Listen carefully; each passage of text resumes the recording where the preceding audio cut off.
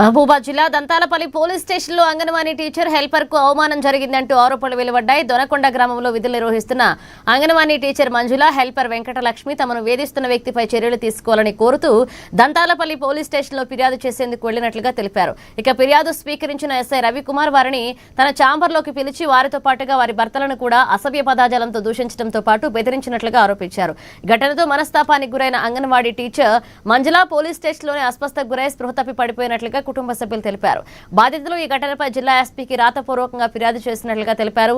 తమను వేధించిన వ్యక్తిపై చర్యలు తీసుకోవడంతో పాటు తమతో అనుచితంగా ప్రవర్తించారని ఆరోపిస్తున్న ఎస్ఐ రవికుమార్ పై కూడా చర్యలు తీసుకోవాలంటూ వారు డిమాండ్ చేశారు.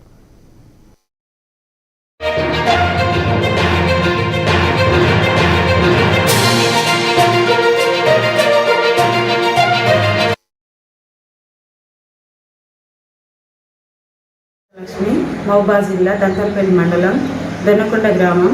ఈ దొనకొండ గ్రామంలో అంగన్వాడీ హెల్పర్గా పనిచేస్తున్నాను. గత కొంతకాలం నుంచి ఒక వ్యక్తి బోయిన నరేష్ అనే వ్యక్తి మమ్మల్ని మానసికంగా ఇబ్బంది పెడుతున్నారని చెప్పి 1వ తారీఖు రోజు మేము దంతాలపల్లి పోలీస్ స్టేషన్లో ఫిర్యాదు చేయడం జరిగింది. నిన్నటి వరకు సార్ మాకు న్యాయం చేస్తా అని చెప్పారు. నిన్న విషయంలో మమ్మల్ని కేసు చేయను ఏం చేయను అని చెప్పేసి అనడం వల్ల నిన్న అన్ని పేపర్లలో అన్ని న్యూస్ ఛానల్లో వచ్చినటువంటి న్యూస్ వైరల్ కావడంతో వెంటనే మళ్ళీ తిరిగి 4వ తారీఖు 8వ నెల 2026 ఈ రోజున ఎస్ఐ గారు వచ్చి విచారణ చేపట్టడం జరిగింది. అందరినీ పిలిపించి సాక్ష్యాలను మరియు ఊర్లో జరిగినటువంటి సంఘటన జరిగిన స్కూల్కి వచ్చి విచారణ జరిపించి మాకు కేసు చేస్తామని చెప్పడం జరిగింది. మాకు ఏది జరిగినా కానీ మాకు సరైన న్యాయం జరగాలని మేము కోరుకుంటున్నాము. నిన్న తేదీ అనగా 3వ తారీఖు 8వ నెల 2026 రోజు నిన్న సోమవారం రోజున మేము పిఎస్కి వెళ్ళినప్పుడు సార్ గారు కొంచెం మా మీద గరంగా మాట్లాడుతూ మేము కేసు చేయను ఏం చేయను అని చెప్పి భయభ్రాంతులకు గురి చేయడం వల్ల అక్కడే అంగన్వాడీ టీచర్ స్పృహ కోల్పోవడం జరిగింది. వెంటనే స్థానిక హాస్పిటల్ అయినటువంటి ప్రభుత్వ ఆసుపత్రికి తీసుకుపోయి ట్రీట్మెంట్ చేయించిన తర్వాత నెక్స్ట్ మళ్ళీ తొలికి తీసుకెళ్ళడం జరిగింది. ట్రీట్మెంట్ జరిగిన తర్వాత కొంచెం హెల్త్ కుదిరినప్పటి తర్వాత ఇంటికి తీసుకురావడం జరిగింది. అదే మళ్ళీ నెక్స్ట్ డే ఏమంటే వచ్చిన తర్వాత కేసు విషయం గురించి విచారణ జరిపించి మీకు న్యాయం చేస్తానని చెప్పడం జరిగింది. సమస్య ఏంటంటే మా దొనకొండ అంగన్వాడీ సెంటర్లో మేమిద్దరం లేడీస్ ఉన్న సమయంలో బోయిన్ నరేష్ అనే అబ్బాయి వచ్చి ఊరికే మా వీడియోస్ తీస్తూ ప్రైవసీ లేకుండా మమ్మల్ని డ్యూటీ చేసుకోకుండా డిస్టర్బ్ చేయడం వల్ల మేము దంతాలపల్లి పిఎస్లో ఫిర్యాదు చేయడం జరిగింది. ఈ కేసు విషయం గురించే సార్ గారు మమ్మల్ని నిన్నటి దినంలో పిలిపించి నేను కేసు అటువైపు ఇటువైపు రెండు వైపులా చేస్తా, నేను అసలు కేసే చేయను అనే విధంగా మాట్లాడడం వల్ల మేము పేపర్ వాళ్ళకి మరియు న్యూస్ ఛానల్ వాళ్ళకి చెప్పడం జరిగింది.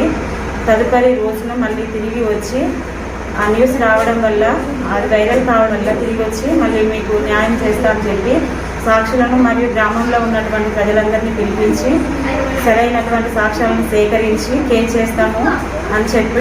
నా పేరు పంతం వెంకటలక్ష్మి, మహబూబాద్ జిల్లా దంతాలపల్లి మండలం దొనకొండ. ముఖ్యంగా దొనకొండ గ్రామంలో అంగన్వాడీ సెంటర్లో పనిచేస్తున్నటువంటి టీచర్ మరియు ఆయాలపై అక్కడ ఉన్నటువంటి వ్యక్తి, ఆ గ్రామానికి చెందినటువంటి వ్యక్తి నరేష్ అనే వ్యక్తి అనుచితంగా ప్రవర్తించి వారు బట్టలు మార్చుకుంటున్న తరుణంలో వాళ్ళ వీడియో తీసి అనేక ఇబ్బందులకు గత 3 సంవత్సరాల నుంచి గురి చేయడం జరుగుతుంది.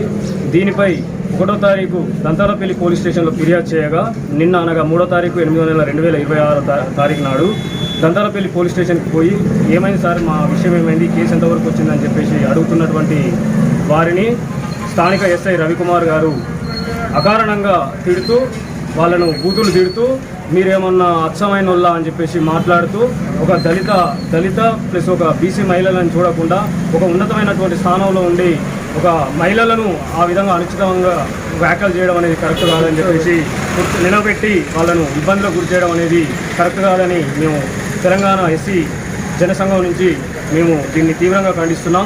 అదేవిధంగా తక్షణమే ఎస్ఐపై ఉన్నతాధికారులు విచారణ జరిపి చర్యలు తీసుకోవాలని కూడా ఈ సందర్భంగా అన్నిటిని దృష్టిలో ఉంచుకొని తక్షణమే ఎస్పీ గారు డిఎస్పీ గారు స్పందించి స్థానిక ఎస్ఐ రవికుమార్పై చర్యలు తీసుకోవాలని చెప్పేసి మేము డిమాండ్ చేస్తున్నాం.